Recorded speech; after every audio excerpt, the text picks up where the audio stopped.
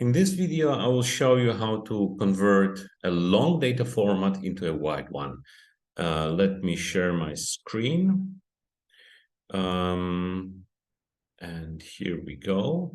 So I have prepared a little data set based on the iris data set that looks like that. It has 4 columns. It has the species column, the ID column, and then it has the typical long format. So you have a name of a variable and then the value. So you have one measurement per line. It is a long format. And now we would like to have all measurements corresponding to the same petal, to the same flower on one row. So in other words, all these 4 rows that correspond to ID1 should be on one row. We do that with the function pivot longer from the tidyverse. So let me first load tidyverse. Pivot wider, I'm sorry. So pivot wider, and then iris L is our data frame. And actually, if we do that, we actually will get the result that we expected without having to do anything. I mean, pivot wider guessed correctly what we want to have. We have both the species ID, and you can see the ID1 is now on one row with the sepal length, sepal width, petal length, and petal width in separate columns. Now, we usually want to make it very explicit what we want to have. So, for example, we can say that the ID column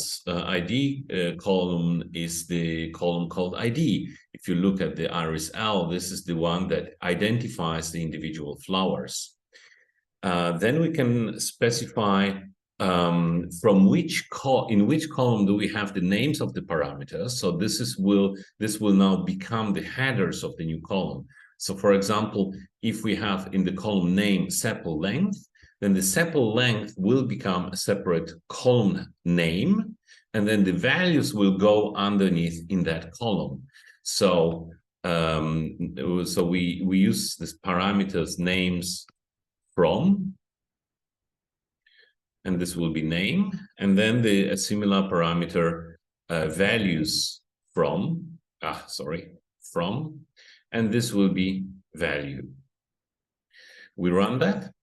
And it's almost good, but there is one thing missing. As you can see, we do not have the species column, and the reason for that is because it's neither under the names from column in the original long data set, and it has not been specified as the ID column, and this is why it's completely ignored.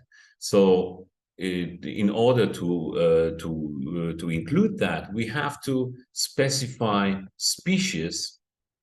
That was the original column here. Capital S, as you can see. So capital S species as one of the ID columns. And if we do that, we will get almost the same result as we got before in the line number 2. However, this is more explicit and makes sure that we are doing exactly what we want to do.